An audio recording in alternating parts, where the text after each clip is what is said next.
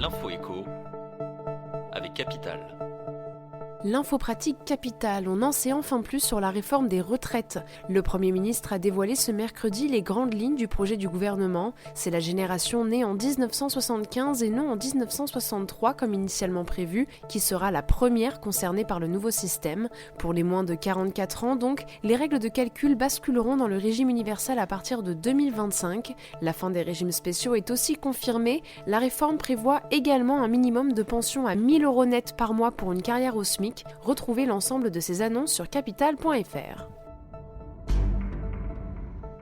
Le coup de gueule du jour est poussé par la CLCV contre l'assurance vie. L'association de consommateurs revient à la charge sur le taux de redistribution des bénéfices aux épargnants par les assureurs vie. D'après leur enquête, ce taux s'est élevé à 70,3% en moyenne en 2018 contre 73,3% l'année précédente. Or, en examinant 90 contrats d'assurance vie à la loupe, l'association a constaté que bon nombre de compagnies ne respectent pas les règles. Au total, 49 contrats ont un taux de redistribution supérieur à 70% et 41 en dessous. C'est un contrat de CNP Assurance qui décroche le bonnet d'âne avec un médiocre taux de 45% sur 8 ans.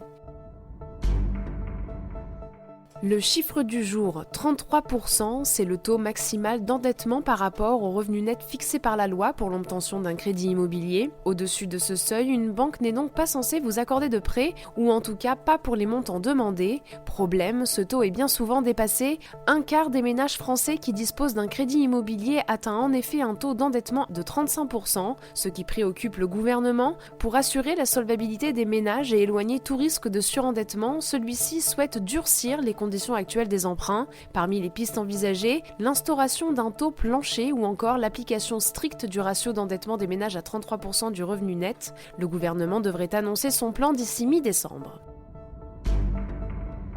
On termine avec la situation financière des hypermarchés Carrefour. Selon le magazine Linéaire, en 2018, la moitié des hypermarchés de l'enseigne perdaient de l'argent. Dans le détail, sur 191 sites, 89 afficheraient un déficit sans prendre en compte les loyers et les amortissements. Les hypermarchés de Marseille-Le Merlan, Marseille Grand Littoral et Vitrolles notamment enregistreraient des pertes de plus de 5 millions d'euros par an. En région francilienne, les hypermarchés d'Aulnay et Sevran afficheraient un déficit de plus de 2 millions d'euros. Sollicité par Capital.fr, Carrefour n'a pas encore commenté ces informations.